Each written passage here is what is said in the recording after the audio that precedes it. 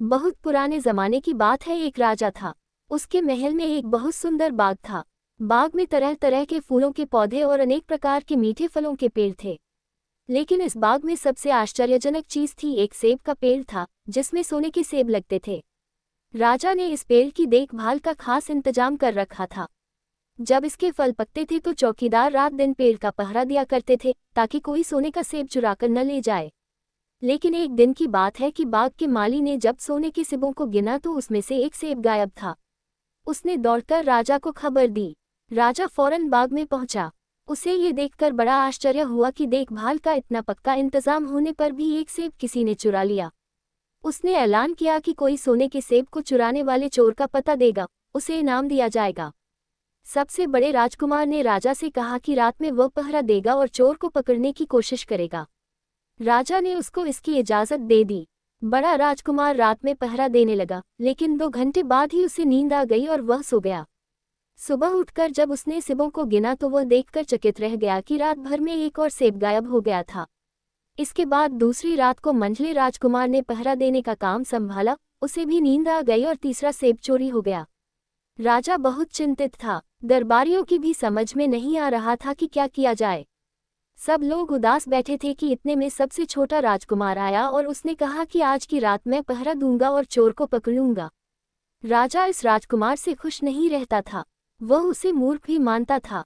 उसने उसे डांटते हुए कहा, तुम क्या समझते हो, क्या तुम्हें इसमें सफलता मिलेगी? तुमसे बड़े और तुमसे ज्यादा समझदार दोनों राजकुमार इस काम में असफल हो चुके हैं। तुम जाओ अपना काम करो। लेकिन छोटा राजकुमार नहीं माना। उसने राजा से प्रार्थना की कि उसे एक मौका जरूर दिया जाए। अंत में राजा राजी हो गया। राजकुमार रात में पहरा देने लगा। उसने तय किया कि वह किसी भी हालत में नहीं सोएगा और चोर को जरूर पकड़ेगा। जब आधी रात हुई और 12 बजे का आखिरी घंटा बजा तो राजकुमार ने देखा कि एक सुंदर सोने की चिड़िया कहीं से उड़ती हुई आए और सेब के पेड़ पर बैठ गई। उसने देखते देखते सोने का एक सेब तोड़कर अपनी चोंच में पकड़ लिया। राजकुमार ने फौरन निशाना साधकर तीर चला दिया, लेकिन तीर चिड़िया को नहीं लगा और वह पंख फड़फड़ाकर उड़ गई। हाँ, इतना अवश्य हुआ कि उसका एक सुनहरा पंख टूटकर जमीन पर आ गिरा। दूसरे दिन सुबह राजकुमार ने राजा को सारी बात बता दी और वह सोने का पंख उनके सामने रख दिया। पंख इतना सुंदर और इतना कीमती था कि राजा उसे देखता ही रह गया। उसने कहा, अगर उस चिड़िया का एक पंख इतना सुंदर है तो वह पूरी चिड़िया कितनी सुंदर होगी। मैं चाहता हूं कि उस चिड़िया को कोई पकड़ लाए। सबसे पहले बड़ा राजकुमार इस काम के लिए रवाना हुआ। चलते चलते वह एक जंगल में पहुंचा। वहां उसने एक लोमड़ी को एक पेड़ के नीचे आराम करते हुए देखा। राजकुमार ने मौका देखकर तीर अपने धनुष पर चढ़ा लिया। वह तीर छोड़ने ही जा रहा था कि लोमड़ी ने चिल्लाकर कहा, राजकुमार, मुझे मत मारो। मुझे पता है कि तुम सोने की चिड़िया की खोज में निकले हो। तुम मेरी राय मानो तो तुम्हारा काम जल्दी ही पूरा हो जाएगा। तुम इसी रास्ते से सीधे चले जाओ। शाम होने पर तुम एक गांव में पहुंचोगे। वहां तुम्हें आमने सामने 2 सराय मिलेंगी। एक सराय खूब सजी सजाए और सुंदर सी होगी, लेकिन तुम उसमें मत ठहरना। तुम उसके सामने वाली दूसरी सराय में ठहरना, जो बहुत मामूली और देखने में भी भद्दी सी होगी। ऐसा करने पर तुम्हारा काम आसानी से पूरा हो जाएगा। लोमड़ी का बात सुनकर राजकुमार को हंसी आ गई। उसने डांट कर कहा, भाग जा यहाँ से, मुझे तुम्हारी सलाह की जरूरत नहीं है। ये कहकर उसने तीर छोड़ दिया। लेकिन लोमड़ी बहुत चालाक थी। वह बचकर निकल भागी। राजकुमार आगे चलता गया। शाम को जब वह एक गांव में पहुंचा तो उसने देखा कि वहां सड़क के किनारे सचमुच 2 सरायें थीं। उनमें से एक सराय खूब सजी सजाई थी और उसके अंदर से लोगों के नाचने गाने की आवाजें आ रही थीं। दूसरी सराय भद्दी सी थी और वहां अंधेरा घिरा हुआ था। राजकुमार सजी सजाई सराय में ठहर गया। थोड़ी देर में वह भूल गया कि वह असल में सोने की चिड़िया की खोज में निकला था। उधर जब काफी समय बीत गया और बड़ा राजकुमार नहीं लौटा तो मंझला राजकुमार सोने की चिड़िया की खोज में चल पड़ा। वह भी उसी तरह चलते चलते जंगल में पहुंचा तो वही लोमड़ी उसे भी मिली। इस राजकुमार ने भी लोमड़ी की बात पर कोई ध्यान नहीं दिया। जब वह शाम को उस गांव में पहुंचा तो बड़े राजकुमार की तरह सजी सजाई सराय में ठहरा। वहां के नाच रंग में मस्त होकर वह भी अपना काम भूल गया। यहाँ तक कि उसे घर लौटने की भी सुध न रही। अंत में सबसे छोटे राजकुमार ने राजा से कहा कि मैं सोने की चिड़िया की खोज में जाऊंगा। राजा को विश्वास था कि जब उससे बड़े दोनों राजकुमार इस काम में सफल नहीं हुए तो इसे और भी सफलता नहीं मिलेगी। लेकिन उसकी जिद करने पर राजा ने उसे इजाजत दे दी। छोटा राजकुमार तैयार होकर सोने की चिड़िया की खोज में निकला। जंगल में उसे भी लोमड़ी मिली। राजकुमार ने लोमड़ी की बात को ध्यान से सुना और लोमड़ी से कहा, ठीक है, तुम जैसे कह रही हो मैं वैसा ही करूँगा। अब तुम जाओ, मैं तुम्हें नहीं मारूंगा। इस पर लोमड़ी खुश होकर बोली, तुम सबसे अच्छे लड़के मालूम होते हो। तुमने मेरी बात का मजाक नहीं उड़ाया और मुझ पर तीर नहीं चलाया। मैं तुमसे खुश हूं और तुम्हारी मदद करूंगी। आओ, तुम मेरी पूंछ पर बैठ जाओ, मैं तुम्हें उस सराय तक पहुंचा देती हूँ। देखते देखते लोमड़ी की पूंछ काफी बड़ी हो गई और राजकुमार उस पर बैठ गया। उसके बैठते ही लोमड़ी हवा में उड़ने लगी और थोड़ी ही देर में मैदानों और पहाड़ों को पार करके उसी गांव में जा पहुंची। राजकुमार ने उसकी सलाह को मानकर छोटी और पुरानी सराय में ही डेरा डाल दिया। वह दूसरी सजी सजाई सराय से दूर ही रहा। दूसरे दिन सुबह उठकर जब वह आगे बढ़ा तो कुछ दूर चलने पर उसे वह लोमड़ी फिर से रास्ते में मिल गई। लोमड़ी ने उससे कहा, अब मैं तुम्हें बताती हूँ कि आगे तुम्हें क्या करना चाहिए। तुम सीधे चलो, आगे चलने पर तुम्हें एक बहुत बड़ा किला मिलेगा जिस पर सिपाही लोग पहरा दे रहे होंगे। तुम सिपाहियों से डरना मत और सीधे अंदर चले जाना, क्योंकि वे इस समय सो रहे होंगे। तुम बेधड़क होकर किले में घुसते चले जाना और उनके कमरों को पार करते हुए उस जगह पहुंच जाना जहां लकड़ी के एक मामूली से पिंजरे में सोने की चिड़िया बंद है। तुम चिड़िया को पिंजरे सहित उठाकर किले से बाहर ले आना। लेकिन एक बात याद रखना, चिड़िया के पिंजरे के पास ही एक बहुत सुंदर सा सोने का पिंजरा भी रखा होगा। तुम भूलकर भी चिड़िया को उस पिंजरे में मत रखना, मगर तुम उसे लकड़ी के पिंजरे में से निकालकर सोने के पिंजरे में रखने की कोशिश करोगे तो बाद में पछताओगे। ये कहकर लोमड़ी ने राजकुमार को फिर से अपनी पूंछ पर बिठाया और थोड़ी ही देर में उसको किले के पास पहुंचा दिया। राजकुमार ने किले का पास जाकर देखा कि सचमुच उसके पहरेदार सो रहे थे। वह बिना डरे सीधा महल में घुस गया और थोड़ी ही देर बाद वह उस कमरे में जा पहुंचा जहां सोने की चिड़िया एक पिंजरे में बैठी हुई थी। पिंजरे के पास ही सोने के 3 सेब पड़े हुए थे। इन सेबों को देखकर राजकुमार ने फौरन पहचान लिया कि ये सेब उसके पिता के बाग के ही थे। सोने की चिड़िया इतनी सुंदर थी कि राजकुमार उसको देखता ही रह गया।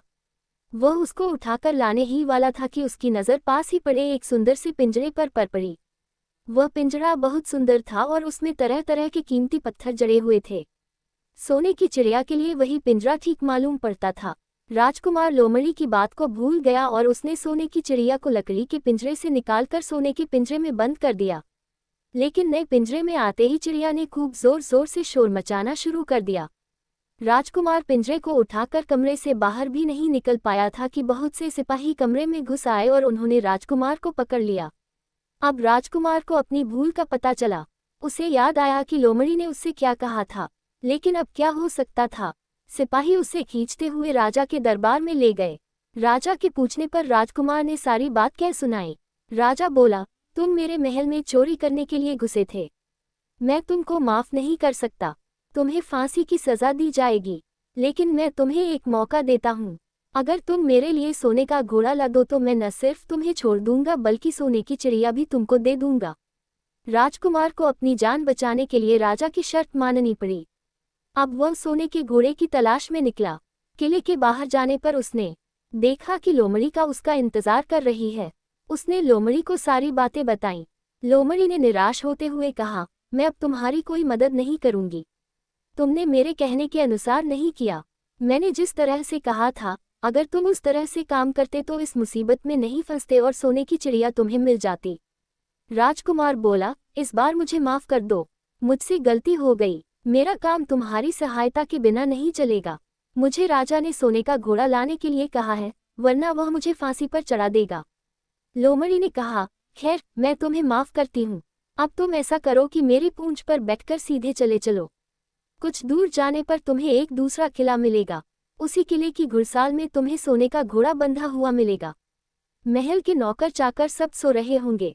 तुम चुपचाप जाना और घोड़े को खोल लेना। लेकिन एक बात याद रखना, वहां घोड़े के पास ही घोड़े पर कसने के लिए 2 जीनें रखी होंगी। उसमें से एक तो पुरानी चमड़े की जीन होगी और दूसरी सोने की जीन होगी।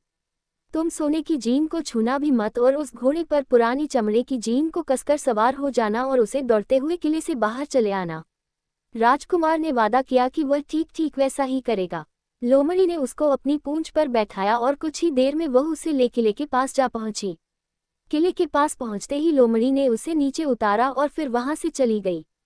राजकुमार सीधा फाटक से किले में घुस गया। अंदर जाकर उसने देखा कि वहां के सभी नौकर चाकर सोए हुए थे। थोड़ी ही देर में वह किले की घुड़साल में जा पहुंचा। वहां एक बहुत सुंदर सुनहरा घोड़ा बंधा हुआ था। राजकुमार ने पास जाकर देखा कि वह घोड़ा सचमुच सोने का था। ऐसा सुंदर घोड़ा उसने सपने में भी नहीं देखा था। उसने आगे बढ़कर घोड़े को खोल लिया। जब वह बाहर निकलने लगा तो उसकी नज़र एक कोने में पड़ी हुई सोने की जीन पर गई। ये जीन बहुत सुंदर थी और इसमें हीरे मोती जड़े हुए थे। उसके पास ही एक फटी पुरानी चमड़े की जीन पड़ी हुई थी। इतने सुंदर घोड़े पर पुराने चमड़े की जीन कसना राजकुमार को अच्छा नहीं लगा। उसने सोने की जीन उठा ली और घोड़े पर कसना शुरू किया। इतने में घोड़ा जोर से हिनहिना उठा। किले के नौकर चाकर जाग गए। थोड़ी ही देर में राजकुमार पकड़ लिया गया। राजकुमार को सिपाहियों ने हाथ बांधकर अपने राजा के सामने पेश किया। राजा ने सारी बातें सुनकर कहा, तुमने मेरे घोड़े को चुराने की कोशिश की है, इसलिए तुम्हें फांसी की सजा दी जाएगी। लेकिन अगर तुम मेरा एक काम कर दो तो मैं तुम्हें छोड़ सकता हूँ। यहाँ से कुछ ही दूर एक सोने का महल है और उसमें बहुत सुंदर राजकुमारी रहती है। अगर तुम अपनी जान बचाना चाहते हो तो उस राजकुमारी को मेरे पास ले आओ। तुम्हें इनाम में ये सोने का घोड़ा दे दूंगा। बेचारा राजकुमार, वह फिर से एक नई मुसीबत में फंस गया। उसे मजबूर होकर राजा की शर्त माननी पड़ी। अब वह सोने के महल की खोज में निकला। कुछ दूर चलने पर फिर उसे वह लोमड़ी मिली। पता नहीं कैसे लोमड़ी को सारी बातें मालूम हो गई थी। वह बोली, देखो तुमने इस बार भी मेरी बात नहीं मानी। मेरी बात मान जाते तो यह नई मुसीबत तुम्हारे गले नहीं पड़ती। खैर, मुझे तुम पर दया आ रही है। मैं तुम्हारी मदद करूंगी। चलो, मैं तुमको सोने के महल के पास पहुंचाए देती हूँ। तुम महल के बाहर ही कहीं पीछे छिपे रहना। जब उसमें से शाम को राजकुमारी तालाब में नहाने के लिए बाहर आए तो तुम आगे बढ़कर उसका हाथ पकड़ लेना। जैसे ही तुम उसको छुओगे, राजकुमारी तुम्हारे साथ आने के लिए राजी हो जाएगी। लेकिन एक बात याद रखना, तुम उसको वहां से अपने साथ ले आना। उसे वापस महल में मत जाने देना। वह तुमसे कहेगी कि मैं अभी अपने माता पिता से मिलकर आती हूँ। लेकिन तुम उसकी बातों में मत आना, वरना फिर मुसीबत में फंस जाओगे। ये कहकर लोमड़ी ने फिर से अपनी पूंछ फैला दी और राजकुमार उस पर बैठ गया। देखते देखते लोमड़ी हवा में उड़ती हुई कुछ देर बाद सोने के महल के पास जा पहुंची। महल के पास पहुंचते ही राजकुमार एक पेड़ की आड़ में छिपकर बैठ गया। शाम को जब राजकुमारी नहाने के लिए किले से बाहर आई तो राजकुमार ने हिम्मत करके आगे बढ़कर उसका हाथ पकड़ लिया। उसके छूते ही राजकुमारी उसके साथ चलने के लिए तैयार हो गई। वह बोली, राजकुमार, तुम मुझे जहां भी ले जाना चाहोगे मैं तुम्हारे साथ चलूंगी, लेकिन मुझे थोड़ी देर के लिए अपने माता पिता से मिलाने दो। राजकुमार ने कहा, नहीं, यह नहीं होगा। तुम्हें तुरंत मेरे साथ चलना पड़ेगा। लेकिन राजकुमारी रोने लगी। इतनी सुंदर राजकुमारी को रोते देखकर राजकुमार का मन पिघल गया। अंत में वह राजी हो गया और बोला, जाओ, थोड़ी देर के लिए माता पिता से मिलाओ, लेकिन फिर तुरंत बाहर चली आना। लेकिन राजकुमारी ने जैसे ही किले में पैर रखा, किले के पहरेदार जाग गए और उन्होंने राजकुमार को पकड़ लिया। राजकुमार बहुत पछताया, लेकिन अब क्या हो सकता था। सिपाहियों ने उसे अपने राजा के सामने पेश किया। राजा बहुत निराश था। उसने उसी वक्त हुक्म दिया, इस राजकुमार को फौरन फांसी पर चढ़ा दिया जाए। ये सुनकर राजकुमार रोने गिड़गिड़ाने लगा। इस पर राजा ने थोड़ी देर विचार करने के बाद कहा, मैं अपनी आज्ञा वापस नहीं ले सकता, लेकिन अगर तुम मेरा एक काम कर दो तो तुम्हारी जान बच सकती है। हमारे किले के ठीक सामने ये जो बड़ा पहाड़ है, इसके कारण हमारे किले की सुंदरता नष्ट होती है। अगर तुम 8 दिन में इस पहाड़ को खोदकर साफ कर दो तो हम तुम्हें क्षमा कर देंगे और राजकुमारी का विवाह तुम्हारे साथ कर देंगे। राजकुमार किले के बाहर आकर पहाड़ को देखने लगा। उसके हाथ में एक छोटी सी कुदाली थी। उसकी समझ में नहीं आ रहा था कि इतना बड़ा पहाड़ 8 दिन में वह कैसे खोद सकेगा। फिर भी उसे अपनी जान तो बचानी ही थी, इसलिए वह पहाड़ खोदने लगा। धीरे धीरे 7 दिन बीत गए। इतने दिन तक लगातार खोदने पर भी पहाड़ का सिर्फ एक कोना ही खोद सका। वह दुखी होकर बैठ गया। उसे अब अपने पर बहुत अधिक क्रोध आ रहा था। वह मन में कहने लगा कि अगर मैंने लोमड़ी की बात मान ली होती तो कितना अच्छा होता। लोमड़ी ने मुझको हर बार ठीक सलाह दी और मैं हर बार उसका कहना न मानकर नई से नई मुसीबत में फंस जाता हूँ। राजकुमार इस तरह सिर झुकाए बैठा था कि अचानक उसे अपने पैरों के पास लोमड़ी की पूंछ हिलती दिखाई दी। उसने नजर उठाकर देखा, सचमुच वही लोमड़ी खड़ी थी। लोमड़ी ने मुस्कुराते हुए कहा, क्यों, क्या हाल है? इस बार तो तुम्हारी मदद करने की मेरी जरा भी इच्छा नहीं थी, लेकिन मैं 7 दिन से तुमको पहाड़ खोदते हुए देख रही हूँ। मुझे दया आ गई और मैं तुम्हारी मदद के लिए चली आई। जाओ, तुम बहुत थक गए हो, सो जाओ, मैं थोड़ी ही देर में तुम्हारा काम पूरा कर दूंगी। इस बार राजकुमार ने तय कर लिया था कि अब वह लोमड़ी जिस तरह कहेगी वह उसी तरह करेगा। वह चुपचाप उठकर एक तरफ सोने चला गया। थोड़ी ही देर में उसे नींद आ गई। सुबह जब वह सोकर उठा तो उसे अपनी आंखों पर विश्वास नहीं हो रहा था। वहां कहीं भी पहाड़ का नाम नहीं था और महल का सुंदर दृश्य दिखाई दे रहा था। राजकुमार सीधा राजा के पास पहुंचा। राजा उसके काम पर बहुत खुश था। उसने तुरंत अपने वादे के अनुसार राजकुमारी के साथ उसका विवाह कर दिया। जब राजकुमार उस सुंदर राजकुमारी के साथ कुछ दूर चला तो उसे रास्ते में फिर वही लोमड़ी मिली।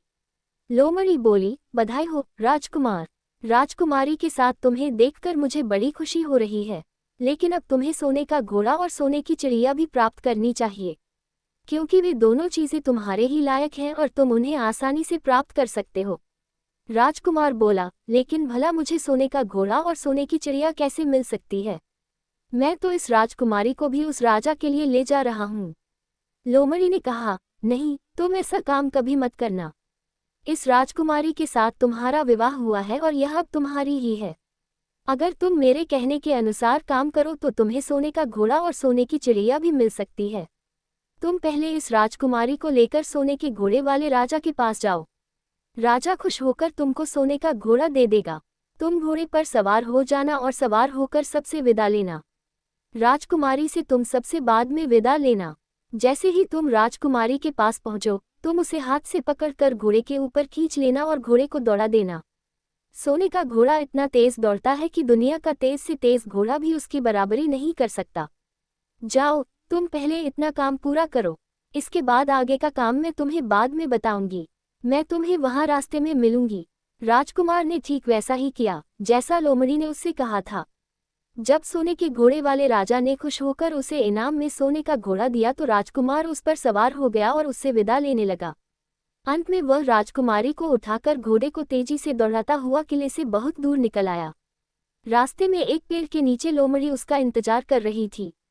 उसे देखकर लोमड़ी बोली, शाबाश, अब तुम सोने की चिड़िया भी प्राप्त कर लो। जब तुम सोने की चिड़िया वाले राजा के पास पहुंचोगी तो वह इस घोड़े को देखकर बहुत खुश होगा। तुम उससे कहना कि पहले सोने की चिड़िया का पिंजरा मेरे हाथ में दे दो, तब मैं ये घोड़ा तुमको दूंगा। जब वह पिंजरा तुम्हारे पास लाए तो तुम पिंजरा उसके हाथ से छीन लेना और घोड़े को दौड़ा देना। बस ऐसे चिड़िया तुमको मिल जाएगी और कोई तुम्हें पकड़ भी नहीं सकेगा। इस बार भी राजकुमार ने ठीक वैसा ही किया। वह राजकुमारी के साथ ही घोड़े पर बैठा रहा और जब राजा ने उसके हाथ में सोने की चिड़िया का पिंजरा दिया तो उसने देखते देखते एड़ मार दी और सोने का घोड़ा हवा से बातें करने लगा।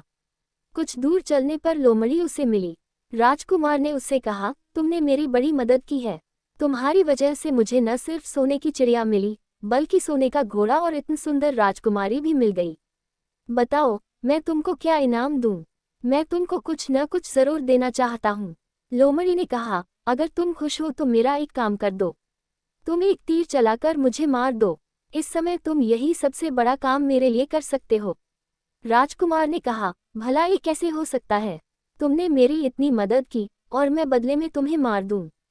मुझसे यह नहीं होगा। ये सुनकर लोमड़ी बड़ी दुखी हुई और बोली, अगर तुम मेरा ये काम नहीं कर सकते तो फिर ठीक है, जाओ। लेकिन मैं तुम्हारी भलाई के लिए ही कह रही हूँ कि तुम दो बातें जरूर याद रखना। एक तो तुम किसी कुएं की दीवार पर मत बैठना और दूसरे तुम ऐसे लोगों के लिए धन मत खर्च करना जिन्हें फांसी मिलने वाली हो। राजकुमार बोला, भाई तुम भी अजीब हो, तुम्हारी बातें मेरी समझ में ही नहीं आती। भला मैं कभी कुएं की दीवार पर क्यों बैठूंगा और ऐसे आदमियों पर धन क्यों खर्च करूंगा जिनको फांसी दी जाने वाली हो। लेकिन लोमड़ी ने उसकी बात का कोई जवाब नहीं दिया और अलविदा कहकर वहां से चली गई। राजकुमार सोने का घोड़ा दौड़ता हुआ आगे बढ़ा। राजकुमारी उसके साथ ही बैठी हुई थी और सोने की चिड़िया का पिंजरा उसके हाथ में था। कुछ ही देर में राजकुमार उस छोटे गांव में जा पहुंचा जिसमें वे दोनों सराएं थीं। गांव के लोग और खास तौर से बच्चे उसको देखने के लिए बाहर निकल आए। सोने के घोड़े पर इतने सुंदर राजकुमार के साथ बैठी एक राजकुमारी को देखकर सभी लोग चकित थे। इतने में राजकुमार ने देखा कि गांव के बगीचे में एक जगह बहुत से लोग जमा हैं और कुछ शोर हो रहा है। राजकुमार के पूछने पर लोगों ने बताया कि वहां दो आदमियों को फांसी देने की तैयारी हो रही है। राजकुमार उधर ही चल पड़ा। वहां पहुंचने पर उसने पहचान लिया कि जिन आदमियों को फांसी दी जाने वाली थी वे और कोई नहीं बल्कि उसके ही भाई थे। वे लोग तब से उसी सजी सजाई सराय में रह रहे थे और तरह तरह के बुरे काम करते थे। वे जुआ भी खेलते थे और जुए में बहुत सा धन हार चुके थे। उन्होंने लोगों से बहुत सा रुपया भी उधार लिया था। इन्हीं सब बातों से चिढ़कर अब गांव वाले उन्हें फांसी पर चढ़ाने जा रहे थे। राजकुमार भला ये कैसे होने देता। उसने लोगों से कहा कि मुझसे रुपया ले लो और इन लोगों को छोड़ दो। उसके बहुत कहने सुनने पर लोग राजी हो गए और उन्होंने उन दोनों आदमियों को रिहा कर दिया। राजकुमार अपने भाइयों को छुड़ाकर आगे चला। कुछ दूर चलने पर जंगल में उन्हें एक कुआं दिखाई दिया। इस पर राजकुमार के कुछ देर कुएं के पास आराम करते हैं। वहां ठंडा पानी पीने के बाद हम लोग आगे चलेंगे। राजकुमार राजी हो गया। अब तक वह ये भी भूल चुका था कि लोमड़ी ने विदा होते समय उससे क्या कहा था। वह घोड़े से उतरकर कुएं की दीवार पर बैठ गया और आराम करने लगा। उसके दोनों भाइयों ने मौका देखकर उसे कुएं में धकेल दिया। इसके बाद उन्होंने घोड़े पर राजकुमारी को डाला और सोने की चिड़िया का पिंजरा उठाया और वहां से चलते बने। कुछ ही देर में वे लोग अपने राज्य में लौट आए। घर लौटकर उन्होंने राजा से कहा, हम लोग सोने की चिड़िया को पकड़ आए हैं। इसी चिड़िया ने हमारे बाग में से सोने के सेब चुराए थे। इसके साथ ही हम एक ये सोने का घोड़ा और राजकुमारी भी लाए हैं। राजा बहुत खुश हुआ। सारे राज्य के लोग खुशियां मनाने लगे। लेकिन राजकुमारी खुश नहीं थी। वह बराबर रोती रहती थी। उसने खाना पीना छोड़ दिया। यही नहीं, घोड़े ने भी दाना पानी बंद कर दिया और सोने की चिड़िया भी उदास रहने लगी।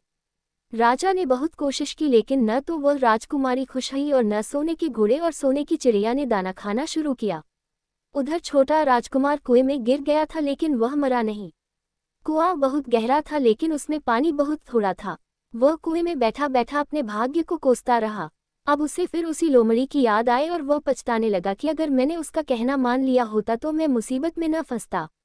राजकुमार ने जैसे ही लोमड़ी को याद किया, लोमड़ी न मालूम कैसे कुएं के मुंह पर आ पहुंची और बोली, देखो राजकुमार, मैंने पहले ही तुम्हें समझाया था कि किसी कुएं की दीवार पर मत बैठना और ऐसे आदमियों की मदद मत करना जिन्हें फांसी दी जाने वाली हो। लेकिन तुम नहीं माने। खैर चलो, अब आखिरी बार मैं फिर तुम्हारी मदद किए देती हूँ। लो मेरी पूंछ पकड़कर कुएं से बाहर निकल जाओ। ये कहकर लोमड़ी ने अपनी पूंछ कुएं में लटका दी। देखते देखते पूंछ इतनी लंबी हो गई कि कुएं के पेंदे में पड़े राजकुमार के पास तक जा पहुंची। राजकुमार उसे पकड़कर कुएं से बाहर निकल आया। लोमड़ी ने उससे कहा, जाओ अब तुम अपने घर जाओ, लेकिन जरा होशियार रहना, तुम्हारे भाई तुम्हारी जान के दुश्मन हैं। वे लोग जरूर तुमको ढूंढ रहे होंगे। राजकुमार घर की ओर चल पड़ा। अपने राज में पहुंचने पर उसे एक भिखारी मिला। भिखारी को उसने अपने सुंदर कपड़े दान में दे दिए और उनके भद्दे पुराने कपड़े पहन लिए। इस तरह भेष बदलकर वह अपने किले में पहुंचा। वहां उसके पहुंचने पर एक बड़ी आश्चर्यजनक बात आई। सोने का घोड़ा खुशी से हिनहिनाने लगा और दाना खाने लगा। सोने की चिड़िया भी अपने पिंजरे में खुशी से फुदकने लगी और गाना गाने लगी। राजकुमारी ने अपने आंसू पोंछ डाले और वह भी खुश दिखाई देने लगी। लेकिन राजा की समझ में कुछ नहीं आया। उसने राजकुमारी से इसका कारण पूछा तो वह बोली, मैंने तो पहले ही आपको सारी कहानी बता दी थी। आपके बड़े और मंझले राजकुमार ने छोटे राजकुमार के साथ धोखा किया है। इन्होंने आपको भी धोखा दिया है। लेकिन अब आपका छोटा राजकुमार यहाँ पर आ पहुँचा है, इसीलिए मुझे बहुत खुशी हो रही है। उसी के साथ मेरी शादी हुई है और मैं उसके साथ ही सुखी रह सकती हूँ। फिर उसने मैले कुचले कपड़े पहने एक आदमी की ओर इशारा करते हुए कहा, वह रहा आपका छोटा राजकुमार। राजा ने भी अपने छोटे लड़के को पहचान लिया। अब राजा ने अपने छोटे बेटे के बारे में अपने विचार बदल दिए। अब वह उसको बहुत समझदार और बहादुर मानने लगा और उससे बहुत अधिक प्यार करने लगा। उसने उसको राजगद्दी पर बिठाने का निश्चय किया। बड़े और मंझले राजकुमार ने अपने छोटे भाई को ही धोखा नहीं दिया था बल्कि राजा को भी धोखा दिया था। इससे राजा उनसे बहुत नाराज था। उसने उन दोनों को अपने राज्य से निकलवा दिया। इसके बाद बड़ी धूमधाम के साथ राजकुमारी के साथ राजकुमार का विवाह हुआ और दोनों सुख से रहने लगे। लेकिन राजकुमार उस लोमड़ी को नहीं भूला था जिसने उसकी सहायता की थी। एक दिन समय निकालकर वह जंगल में उस लोमड़ी की खोज में निकला। बहुत ढूंढने के बाद एक पेड़ के खोखले भाग में उसने उस लोमड़ी को चुपचाप बैठे हुए देखा। लोमड़ी बहुत उदास थी और पहले से बहुत ज्यादा दुबली भी हो गई थी। राजकुमार को देखते ही लोमड़ी ने उसे पहचान लिया और कहा, आह, कहो राजकुमार, आज इधर कैसे भूल पड़े। राजकुमार ने कहा, मैं आज तुम्हें ही ढूंढने के लिए आया हूँ। चलो मेरे बाग में आराम से रहना, वहाँ तुम्हें किसी तरह की तकलीफ नहीं होगी। यहाँ तो जंगल में तुम्हें खाने पीने की तकलीफ होती होगी और जंगली जानवरों और शिकारियों का डर बना रहता होगा। लोमड़ी ने कहा, नहीं राजकुमार, मैं यहाँ ठीक हूँ, और भला अब तुम्हें मेरे दुख से क्या लेना देना। तुम्हारा काम निकल गया, अब तुम सुख से अपने राज में रहो। राजकुमार बोला, नहीं, तुमने मेरा बड़ा उपकार किया है, मैं तुम्हें इनाम देना चाहता हूँ और अपने साथ ही रखना चाहता हूँ। राजकुमारी भी बहुत खुश होगी, वह भी तुमसे मिलना चाहती है। लोमड़ी बोली, अगर तुम सचमुच मुझे इनाम देना चाहते हो तो मेरा एक काम कर दो। मैंने तुमसे पहले भी कहा था कि तुम तीर चलाकर मुझे मार दो, इसी से मेरा लाभ होगा। असल में एक जादूगर ने मुझ पर जादू कर रखा है। मैं लोमड़ी नहीं हूँ, मुझे उसके जादू के प्रभाव से लोमड़ी के रूप में रहना पड़ रहा है। मैं तो उसी देश का राजकुमार हूँ जहाँ की राजकुमारी से तुम्हारा विवाह हुआ है। असल में वह राजकुमारी मेरी छोटी बहन है। अगर तुम तीर चलाकर मुझे मार दोगे तो इस जादू से मुझे मुक्ति मिल जाएगी और मैं फिर अपने देश लौट सकूंगा। राजकुमार को यह सुनकर बड़ा आश्चर्य हुआ। उसने फौरन अपने धनुष पर तीर चढ़ाया और लोमड़ी की ओर छोड़ दिया। तीर के लगते ही लोमड़ी मर गई और उसमें से एक सुंदर सा राजकुमार निकल आया। फिर दोनों राजकुमार आपस में गले मिले। इसके बाद दोनों राजकुमार वापस महल में लौट आए। वहां राजकुमारी अपने भाई से मिलकर बहुत खुश हुई।